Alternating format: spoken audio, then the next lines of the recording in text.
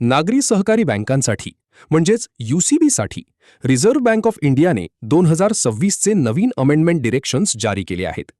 या नवीन नियमांमुळे सहकारी बँकांच्या संचालक मंडळाच्या रचनेत आणि कार्यकाळात खूप मोठे बदल होणार आहेत.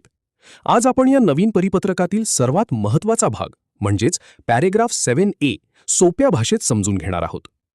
आरबीआयच्या या नवीन नियमानुसार नागरी सहकारी बँकेच्या कोणत्याही संचालकाचा सलग कार्यकाळ म्हणजेच मॅक्सिमम कंटिन्युअस टेन्युअर हा जास्तीत जास्त 10 वर्षे असू शकतो. 10 वर्षे पूर्ण झाल्यानंतर त्या संचालकाला सलग 3 वर्षांचा सक्तीचा विश्रांती काळ म्हणजेच कूलिंग ऑफ पिरियड घ्यावा लागेल. या 3 वर्षांच्या काळात तो व्यक्ती बँकेत कोणत्याही प्रकारे संचालक पदावर राहू शकत नाही. चला, हे आपण 2 वेगवेगळ्या उदाहरणांच्या मदतीने अगदी सोप्या भाषेत समजून घेऊया.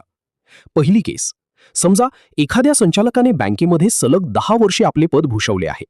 तर नियमानुसार 10 वर्षे पूर्ण होताच त्यांना तात्काळ पद सोडावे लागेल आणि पुढील 3 वर्षांसाठी कूलिंग ऑफ पिरियडवर जावे लागेल. या 3 वर्षांचा कार्यकाळ संपल्यानंतरच ते पुन्हा संचालक पदाच्या निवडणुकीसाठी पात्र ठरतील. दुसरी केस. जर एखाद्या संचालकाचा कार्यकाळ सलग नव्हता म्हणजेच त्यांनी आधी 6 वर्षे काम केले, त्यानंतर काही कारणास्तव गॅप घेतला आणि पुन्हा निवडून आले, अशा वेळी आरबीआय त्यांच्या मागील 6 वर्षांचा कार्यकाळ देखील हिशेबात घेईल. जोपर्यंत त्यांचा एकूण कार्यकाळ सलग 10 वर्षांचा ब्लॉक पूर्ण करत नाही तोपर्यंत जुना कार्यकाळ मोजला जाईल.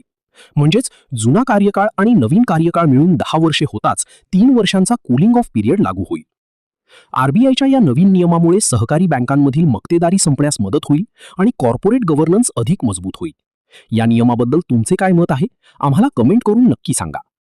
बँकिंग क्षेत्रातील अशाच महत्त्वपूर्ण आणि अधिकृत अपडेट्ससाठी आमच्या चॅनलला सबस्क्राईब करा. तसेच या नियमाचे सविस्तर विश्लेषण आणि परिपत्रक वाचण्यासाठी खाली डिस्क्रिप्शनमध्ये दिलेल्या आमच्या स्मार्ट सहकार ब्लॉगच्या लिंकला नक्की भेट द्या. धन्यवाद.